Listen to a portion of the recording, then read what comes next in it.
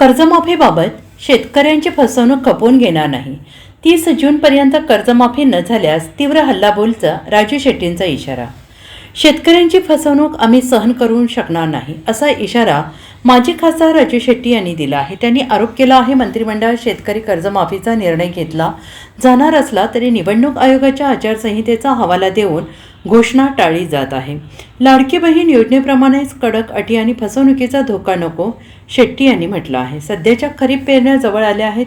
बँका थकबाकीदारांना नवीन कर्ज देत नाहीत. जर 30 जूनपर्यंत प्रत्येक गरजू शेतकऱ्याचे कर्ज माफ झाले नाही तर त्यांनी रस्त्यावर उतरून तीव्र हल्लाबोल करण्याचा इशारा दिला आहे.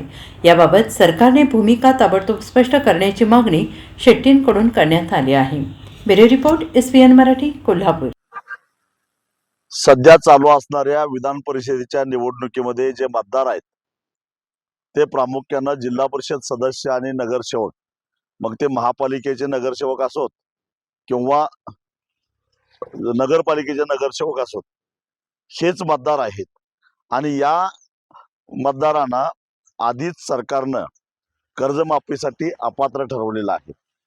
त्यामुळं निवडणुकीचा आणि निवडणूक आयोगाचा बागुलबोवा दाखवून त्याची घोषणा करता येणार नाही असं सरकार जे सांगतंय ते धादांत खोटं आहे. एक मुळामध्ये या निवडणुकीचे जे मतदार आहेत त्या मतदारांच्यावर प्रभाव टाकण्यासारखा त्यांना लाभच होणार नाही या कर्जमाफीचा, तर मग प्रभाव कसा काय पडणार?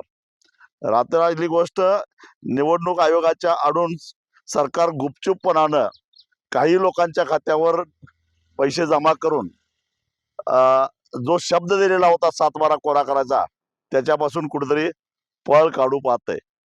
पण सरकारनं एक ध्यानात ठेवावं, आम्ही हे सहन करणार नाही.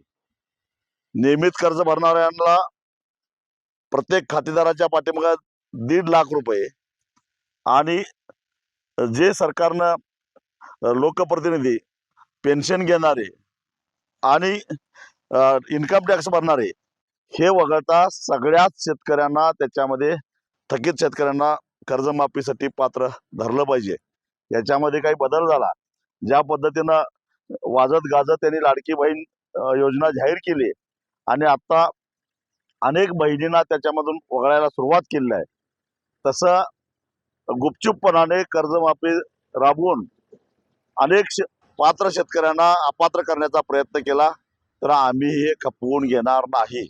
30 जून ही अंतिम तारीख आहे. त्यानंतर महाराष्ट्रामध्ये आंदोलनाचा एक भडका उडल्याशिवाय राहणार नाही.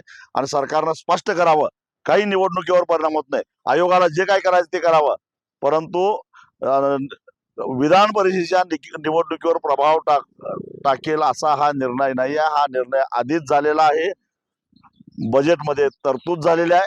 त्यामुळं सरकार जे काय सांगतं, विशेषतः मुख्यमंत्री जे सांगतात की निवडणूक आयोगाने घोषणा करायला बंदी घातलेली आहे, यात कुठेतरी काळं बेरं आहे.